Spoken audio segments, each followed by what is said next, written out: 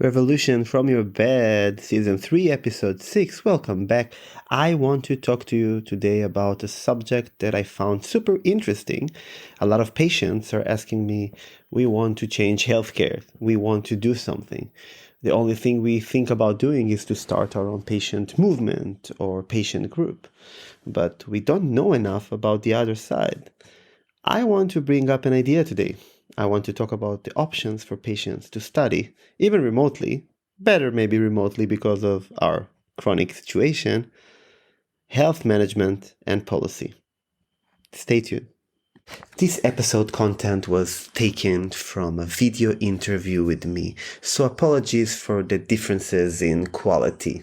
Enjoy. Why did I decide to study health management? In order to fix something, you need to understand how it works. And a lot of time I see patients, advocates, patient activists who are fighting the good fight for patient, but they don't really understand what are the problem of healthcare. For instance, if you don't understand how people in healthcare get paid and what is the working condition regarding those people who are treating us, you will not understand the hassles that are causing the friction points between patients and doctors.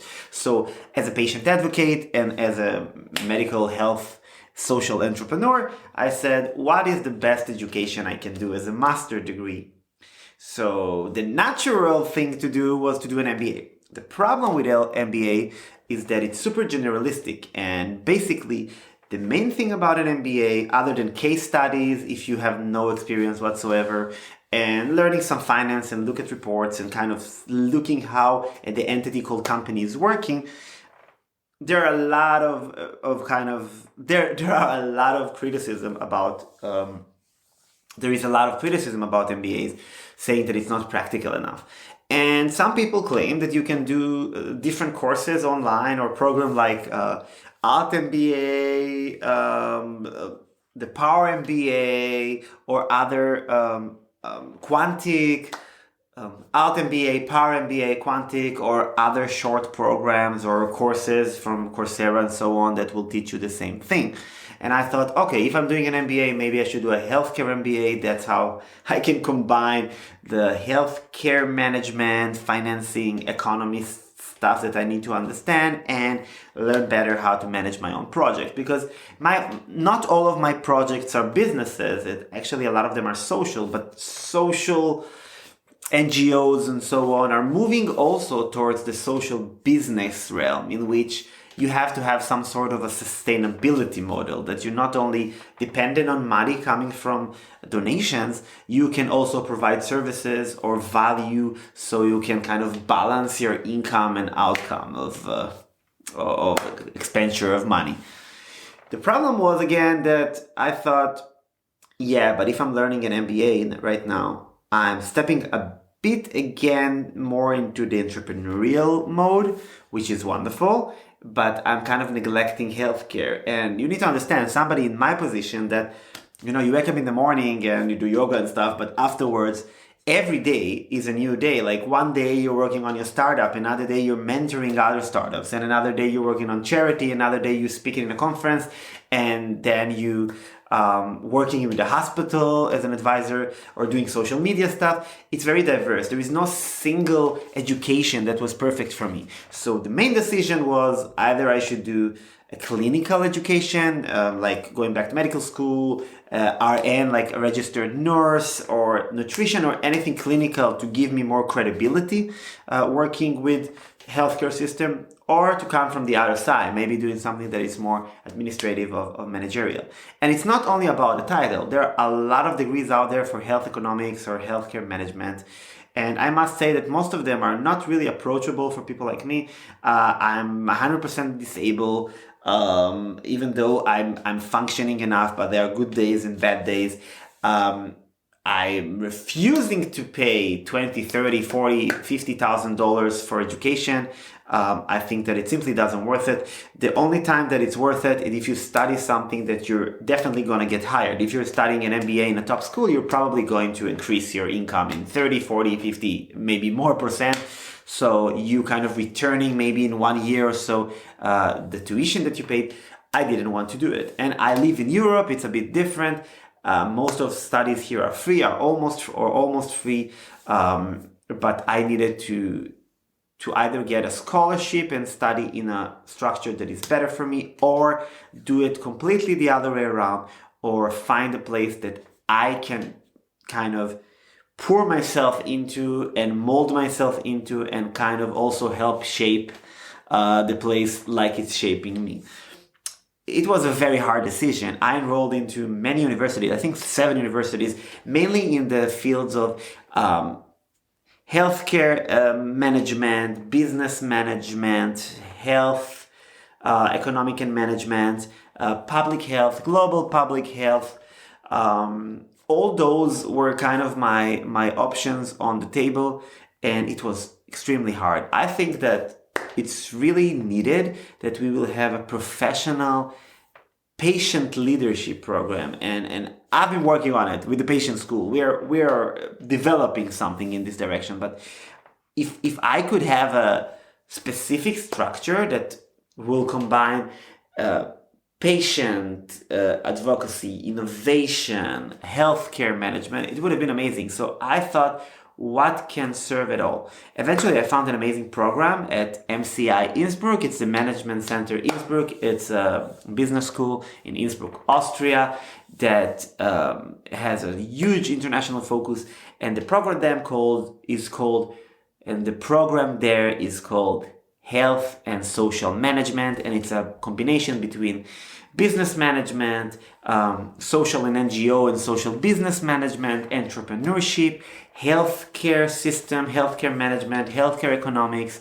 So it was kind of the perfect combination for me, because I'm a patient innovator, I'm a chronic entrepreneur. I have startups and other projects that are born from my need to empower other patients, but I also want to empower the people that are taking care of patients and to fix the problem that causes us patients to fall between the cracks for the first time.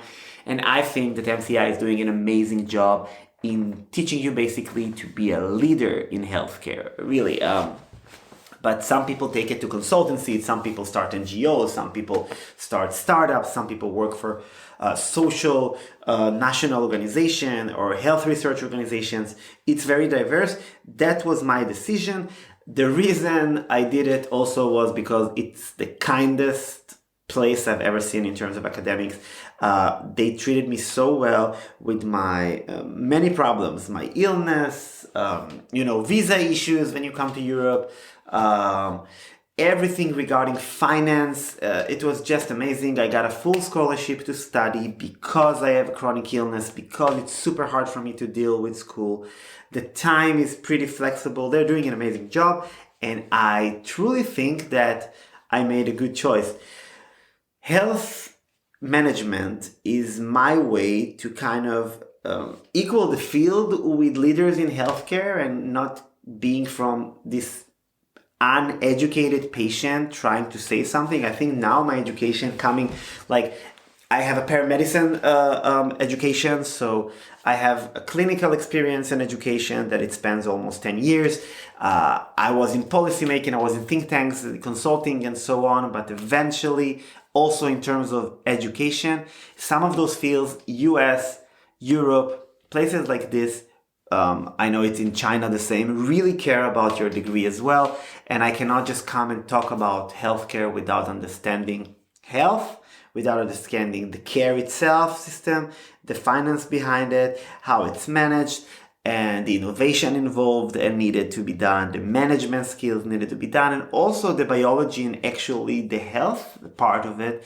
I have a degree in health and science education, so I think it's a good mix. I think it's a good combination between the administration path of healthcare, the education and promotion part of it, the biological background to understand epidemiology and the pathology of diseases in general. I think it's a good mix for me. And what I'm trying to do, and I always tell people to empower themselves, and there is no kind of single pathway. And the most interesting people I know, they study one thing, they do something else, they combine, they mix, they mold things together.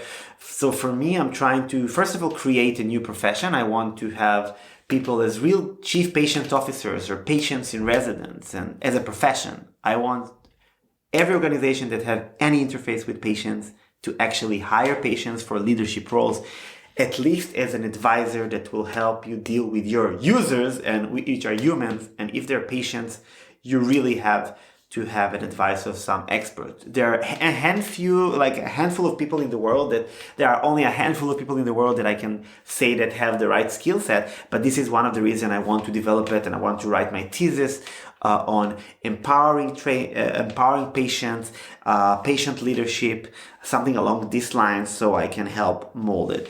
In general, I'm not the boring type. I'm not the person who will just say, okay, I'm doing what everybody is doing. I'm trying to mold my own way. I'm trying to pave my own way. I'm trying to come and say, I'm an entrepreneur, but I'm also coming from the clinical area, and I'm also first and foremost a patient. And I want to create my entrepreneurial career around these areas that are also helping other people, but first of all, coming from this authentic place of being a patient. If I learned something from my years, my short career, because it's only like a decade of career because I was sick for 1 decade of my life, I think that you have to be authentic. Like, if I try to now be this successful CEO of a company, I'm not sure it's me, okay? Like, if I'm trying to be now this only advisor, only trainer, or consultant, or I need to pave my own way.